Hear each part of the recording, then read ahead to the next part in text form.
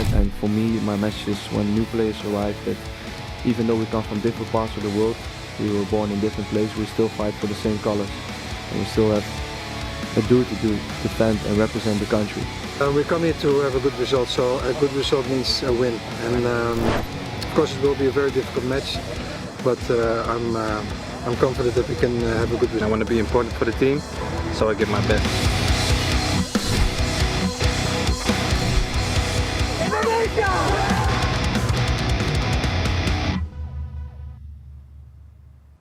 Saudara supporter Timnas Indonesia memadati Sydney Football Stadium. Mereka datang dengan membawa bendera Indonesia berukuran panjang.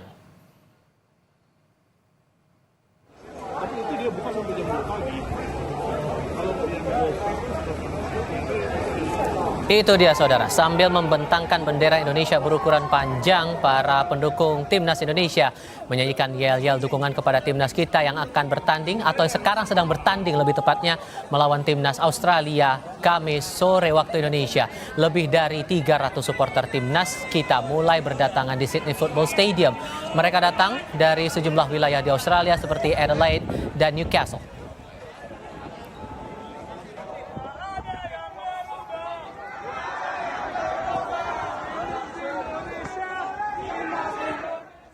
Para pendukung Timnas Indonesia siap memerahkan kandang The Socceroos. Tak lupa beragam atribut turut dipersiapkan. Berdasarkan tiket yang diperuntukkan untuk supporter Timnas, sekitar 4 hingga 5.000 supporter Indonesia akan memberikan semangat bagi skuad Garuda. Timnas Indonesia sekarang di sini. Merah dan Australia.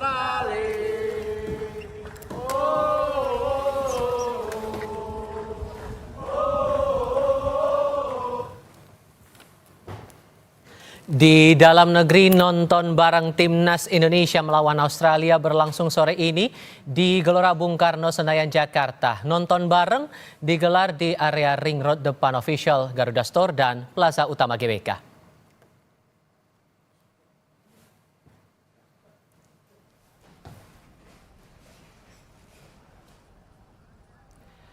Kalau kita bergeser ke Balai Kota Surabaya, Jawa Timur, pendukung Timnas untuk pertandingan melawan Australia sore ini terlihat di layar kaca Anda, tenda yang sudah disiapkan penuh dan mulai ramai oleh para pendukung Timnas kita. Pendukung berkaos merah pernak-pernik ramaikan suasana nonton bareng Timnas melawan Australia di sana.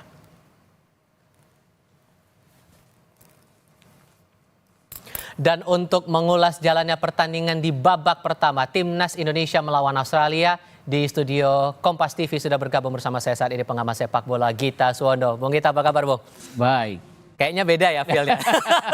Karena terakhir yang kami cek itu informasinya sudah posisinya Australia unggul 3-0. 3-0. Ini sudah sesuai ekspektasi Anda, dan kalau membandingkan realitanya gimana tuh? Enggak ekspektasi. Apalagi dalam 10 menit awal kita sebenarnya menekan mereka ya. Artinya kita berani untuk keluar menyerang, kita berani untuk ball possession, kita dapat 1 penalti. Momentumnya adalah pada saat kita tidak bisa melesakkan penalti itu jadi gol oleh Kevin Dix. Ini artinya saya tadi berpikir, kita terakhir cetak gol ke gawang Australia itu tahun 84. Setelah itu 41 tahun ya kita nggak cetak gol. Tadi saya pikir penalti itu akan jadi gol. Momentum untuk mengubah catatan. Momentum historis itu tidak terjadi, dan ini kemudian keadaannya berbalik jadinya. Pelan-pelan tapi pasti ada 2 corner langsung didapat oleh Australia. Setelah itu memang tidak jadi gol, tapi kemudian dari salah satu corner itu dicek oleh VAR, ada pelanggaran yang dilakukan oleh Nathan Choaon, mau nggak mau ya penalti, dan kemudian gol kedua itu adalah gambaran gimana, ya itu seperti kebiasaan kita, bukan hanya di zamannya Patrick Kluivert, di zamannya Sintayong juga.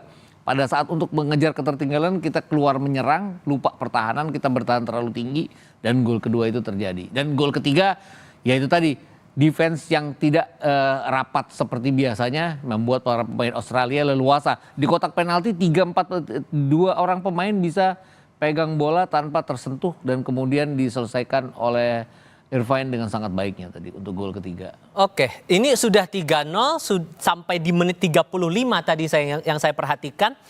Masih ada ruang tidak sebetulnya buat Timnas kita buat mencoba unggul di babak kedua nanti? Kayak gini, kalau melihat kekuatannya adalah level kita kan sebenarnya secara kualitas sama atau bisa dikatakan kalau sedikit Australia di atas kita. Agak sulit untuk mengejar ketertinggalan dengan level permainan dengan level 2 tim yang sama, apalagi ketinggalannya 0-3.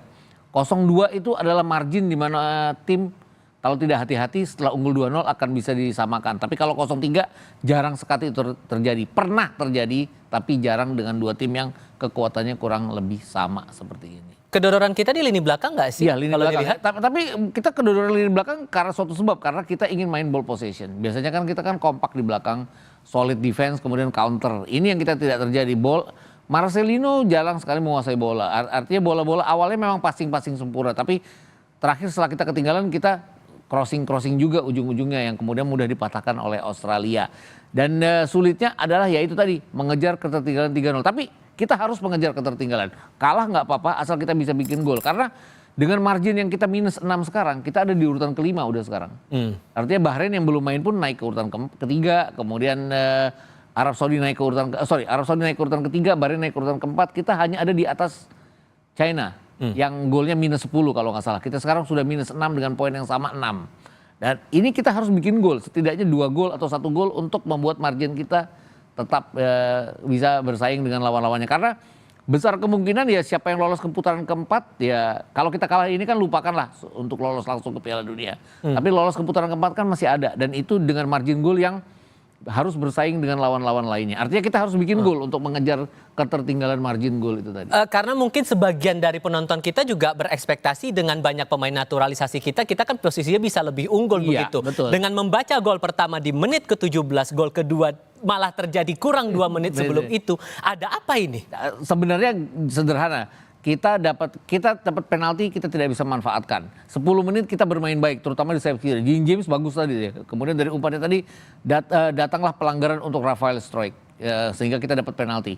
Penalti nggak masuk, momentumnya hilang. Kemudian kita kemasukan penalti dari sesuatu yang dicek oleh VAR. Itu kan apa ya, seperti ada drop dari para pemain. Kemudian gol kedua cepat sekali. Kita ingin mengejar ketertinggalan, ya kita dipatahkan dengan serangan mereka yang itu kan tadi counter mereka sebenarnya yang luput dari jangkauan kita karena kita bertahan terlalu tinggi. Miss Hilgers maupun Jay Isis bertahan terlalu tinggi. Ini resiko dengan main dengan 2 center back. Kalau main dengan 3 center back kan mau tidak mau ada center back ketiga yang akan ada di belakang untuk menangkis serangan itu. Melihat momentum yang seperti ini, ditambah lagi kalau kita ingat lagi di beberapa hari sebelumnya kan melihat timnas Australia, di netizennya Australia pun masih berkomentar kok pengganti 8 pemainnya malah seperti ini begitu. Betul. Dengan fenomena yang kita lihat sekarang dengan penampilan yang ada di babak pertama ini kan akhirnya jadi bertolak belakang begitu dengan ekspektasi. Dan ini golnya dicetak oleh 3 pemain, tidak 1 pemain. Dan 3 pemain ini 2 diantaranya adalah pemain pengganti. Jadi ini kecuali Irvine tadi ya, pemain inti mereka. Jadi ini gambarnya ya teledor di kita sebenarnya ya. Karena selama 10 menit toh kita bisa menguasai jalannya pertandingan. Tadi bisa mengimbangi, artinya serangan silih berganti, lapangan tengah kita juga beberapa kali memenangkan duel di lapangan tengah. Tapi setelah gol momentum yang kita tidak dapat tadi ya kita agak berantakan jadi belakang. Masalah strategi ada yang salah di sini? Enggak, awalnya sih enggak salah ya. Tapi sekarang benar-benar harus ganti strategi ya artinya. Mau tidak mau harus berusaha cetak gol lah seenggak-enggaknya. Sambil berpikir ke depannya gimana lawan Bahrain nanti. Dan harus hati-hati juga terutama Martin Pas, Jay Izzes dan Calvin Verdong. Karena mereka terkena ancaman kartu kuning dan tidak bisa main lawan Bahrain kalau kalian kartu kuning di sini. Oke, mempelajari pertandingan sekarang yang ditangani langsung oleh Kluivert dan kalau kita bandingkan di era STY ada yang terlihat nggak nih kira-kira menurut Anda Bung Git? Yang tidak terlihat adalah defense kita yang kompak waktu zamannya STY. Memang kalau kita lihat gayanya Patrick Kluivert kan memang dia tidak mau bertahan ya. Pegang Curaçao aja kan dia nyerang gitu loh. Dia bisa menang lawan Virgin Island dengan 8-0 tapi lawan-lawan yang lainnya dia juga kalah. Dan ini kan kekuatannya sama kita bisa dibilang level Australia itu kalau melihat individu pemainnya mungkin sama dengan kita, tapi dengan pengalaman Australia bermain di event gede yang lebih besar daripada kita, lebih sering daripada kita. Ini juga bisa jadi kendala dan terlihat sekali tadi gimana kita agak rentan pada saat kita ketinggalan, pada saat kita tidak bisa mencetak gol. Oke, kita sekarang juga sambil menunggu laporan langsung dari tim kita yang juga berada di Sydney Football Stadium. sambil kita juga akan mempersiapkan ini. Cuman menurut Anda nih untuk babak kedua akan sejauh mana perubahan taktik, perubahan strategi ini akan bisa menyelamatkan timnas kita? Coba masukkan Joao Pelopessi kalau saya pikir ya. Oleh Romeni kan juga tidak banyak dapat bola tadi ya.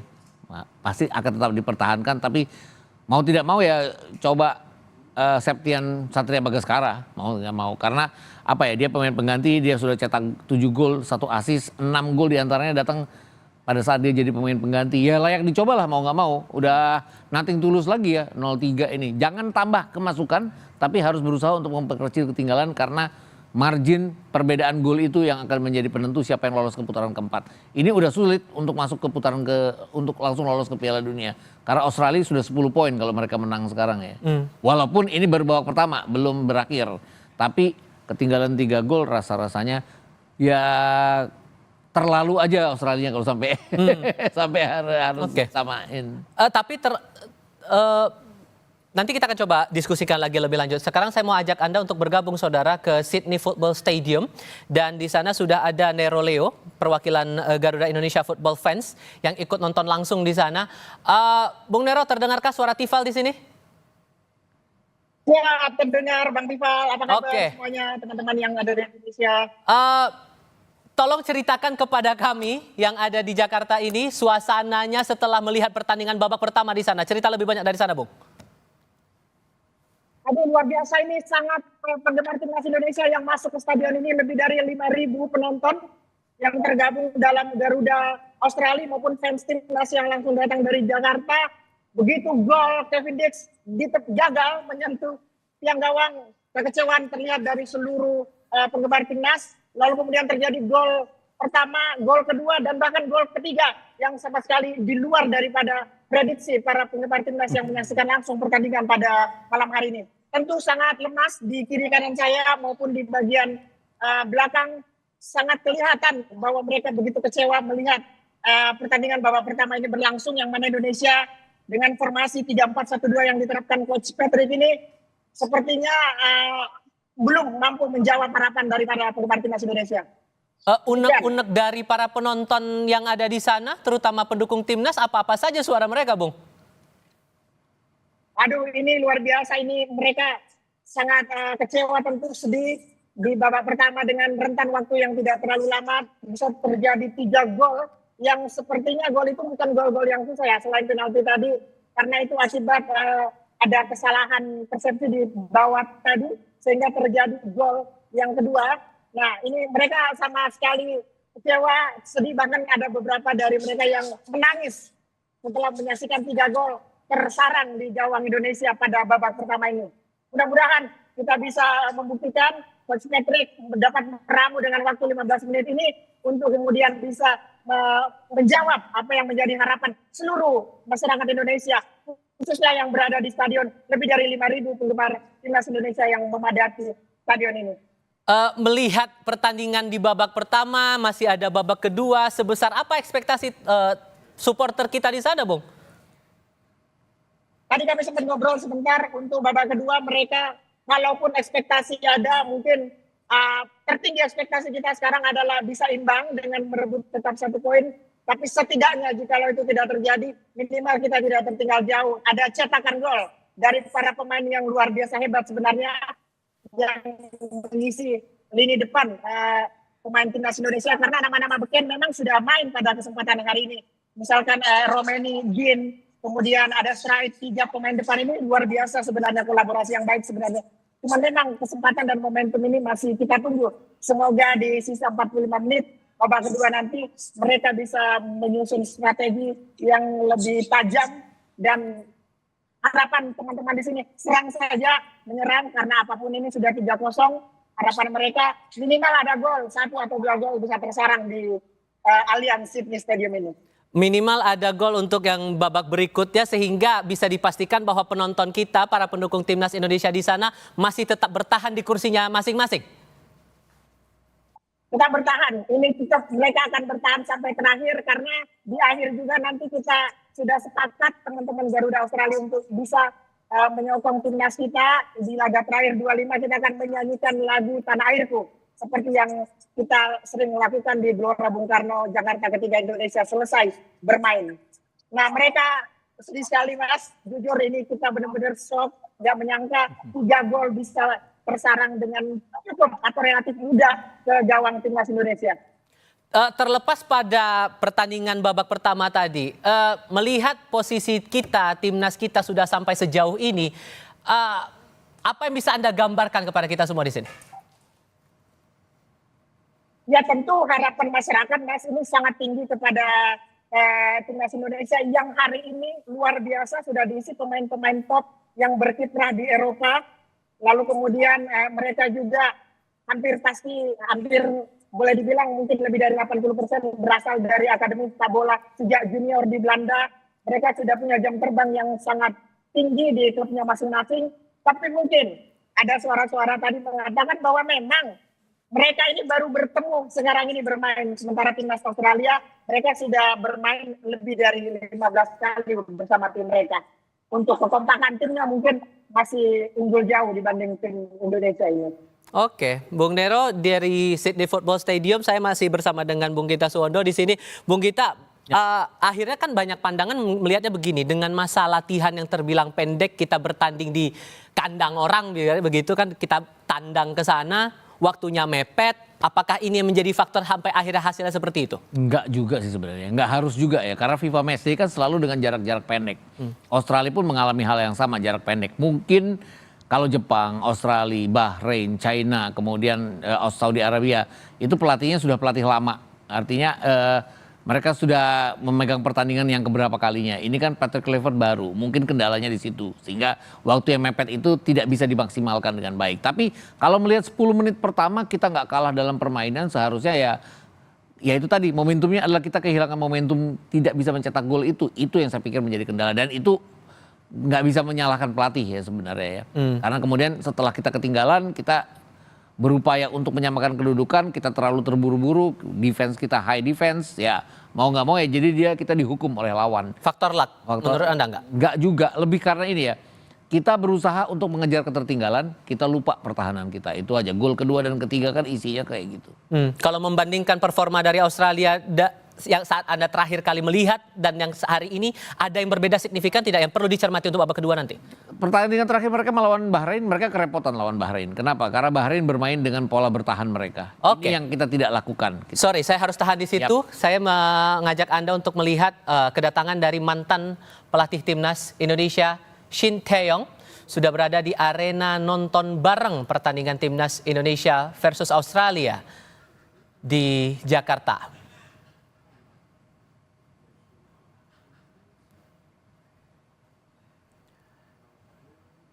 Yang juga menarik untuk dicermati nanti adalah sejauh mana Coach Shin Tae-yong ini merespons performa dari timnas kita di babak pertama dalam laga tandang di Australia. Kita coba simak pernyataan dari Shin Tae-yong. Istirahat aja di Korea. Berarti Coach Shin baru datang kapan? Semalam baru sampai. Baru sampai tadi malam. Nanti juga tanggal 25 juga ya?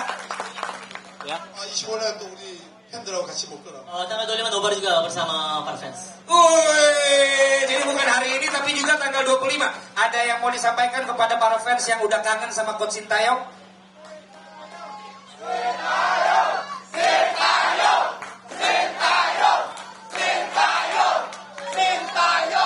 네, 감사합니다.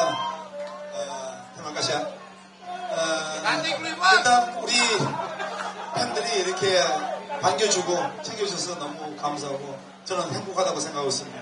Terima kasih banyak atas sambutan yang luar biasa dan dengan situasi seperti ini, Coach Shin sangat merasa bahagia. 제 마음속에는 항상 인도네시아가 있고 또 인도네시아 축구가 있고 인도네시아 팬들과 국민들이 있다고 생각하시면 되겠습니다. Selalu ada Indonesia dan masyarakat Indonesia di hati Coach Shin.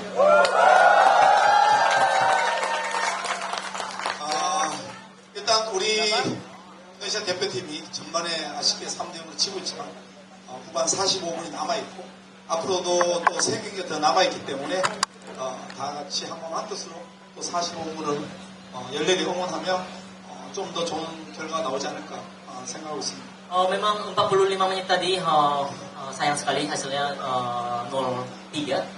Tetapi masih ada sisa 45 menit lagi dan juga masih ada 3 pertandingan lagi ke depannya. Jadi kita harus menjadi satu semua untuk mendukung timnas Indonesia. Mas Sintayong masih terus mendukung Indonesia kan?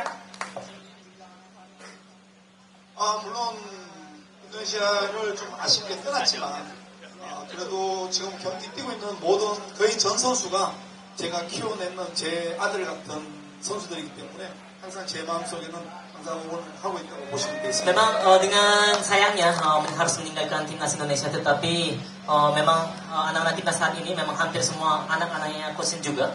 Jadi dengan hati senang Coach Shin pasti akan mendukung terus timnas Indonesia. Terakhir, apa yang paling dikangenin sama Indonesia? Kan kemarin tidur di Korea terus. Yang dikangenin sama Indonesia apa? Jebret ya?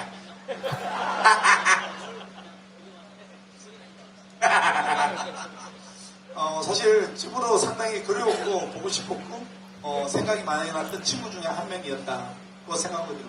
Memang salah satu teman yang terbaik, maksudnya Bang Jebret. Bang Balin itu memang salah satu yang Coach Shin paling kangenin memang. 사실 옆에 있어서 그런 게 아니라 제가 좀 석연찮게 떠나갈 때 그래도 저한테는 많은 힘을 줬던 친구라고 생각하면 됩니다. Bukan karena lagi ada di samping Coach Shin, tetapi ketika meninggalkan Indonesia, dia tetap ada di sebelah Coach Shin dan mendukung terus. Jadi sedih aku. Makasih Coach Sintayong, nanti kita tunggu babak yang kedua. Kalau ada waktu ntar kita ngobrol-ngobrol lagi. 네, 이렇게 만나뵙게 돼서 반갑고 Senang bertemu semua.